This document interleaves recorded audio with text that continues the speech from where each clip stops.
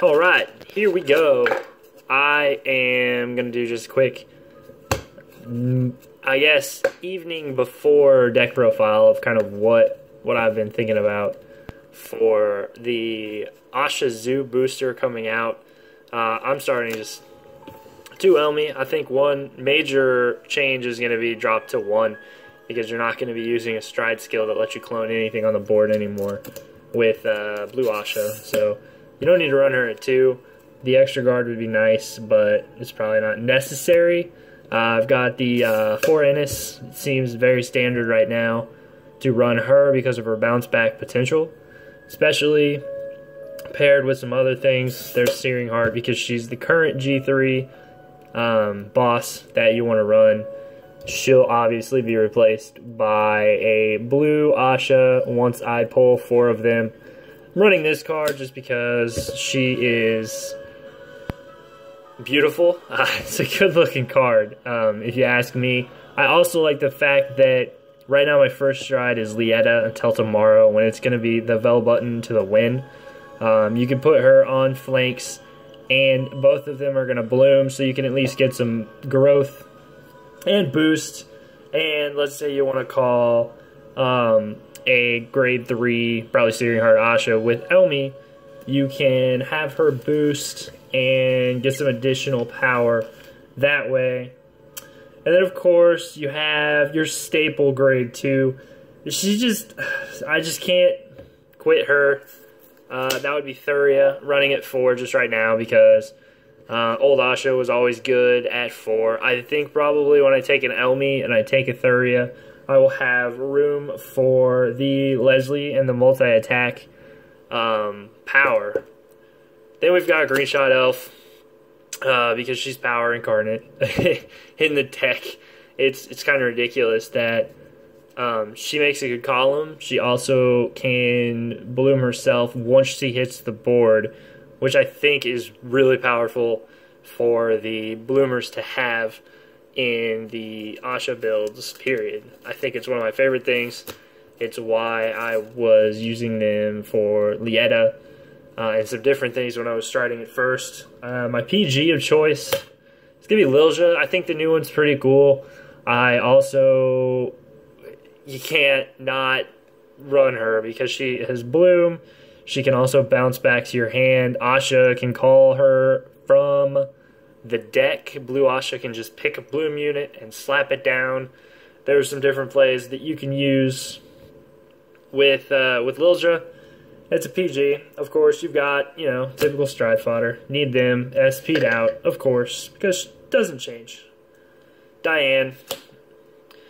Struggled with Diane for a while, but I think I've accepted her as the grade 1 of choice for the resist and the 10k 1 per turn bloom. I think it's pretty strong, and it works to be a 36 column on the Vel turn, and you can also flank with a Lieta if that's what you rode on the first turn. Then my trigger lineup, I love rush decks. I like being aggressive.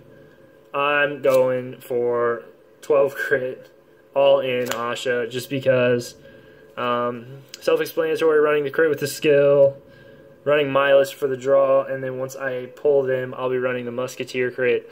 Acts as a normal unit, and then topping it off, I have Cherry and Blossom right now. Not my favorite heal trigger, but a heal trigger that lets you return a normal unit for now. So now I'll check out my G-Zone here. Put these over here. G-Zone. I've got first G-Guard is obviously Casterina. So what we're looking at here is just flip a G unit, play somebody, get that 20k shield. Pretty good. 30k shield. Pretty easily. Run her. I was running 2 Ahsha. I just don't have a replacement right now for that. As for another G-Guard, we're looking at, obviously, the OG, Rain Breath Dragon. Then I'm just going to spam Onteros because he's so good.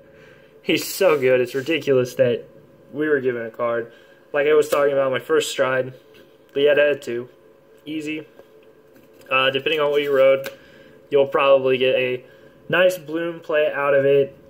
Then for the next strides, you're going to do Big Ahsha. Everybody knows, plus 5k.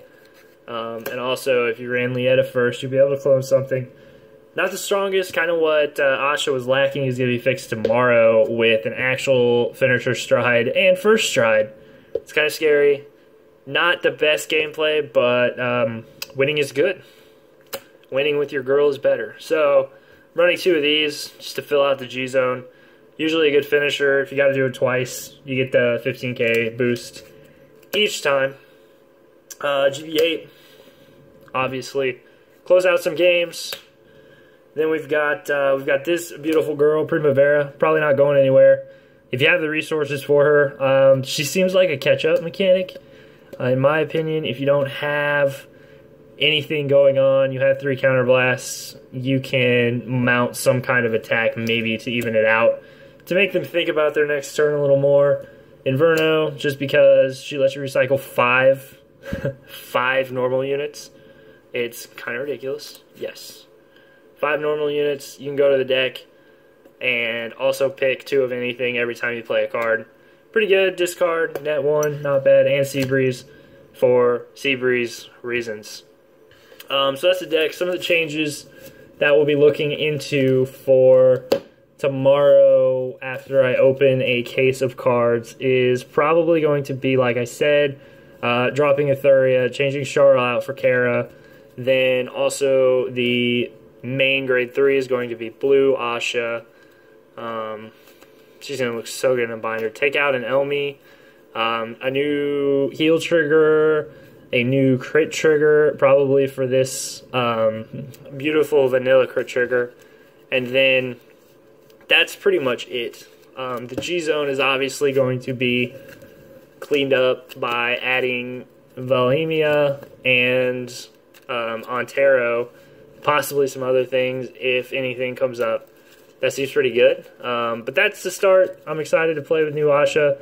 She's better than she's ever been, and it's going to be a powerful deck. We've already got some tops, different things. So here's hoping that I can pull an SP Ahsha, because right now they're going for about $300 on the Japanese side. And I cannot imagine ours is going to be much different. So that's my video. I'm going to end it here.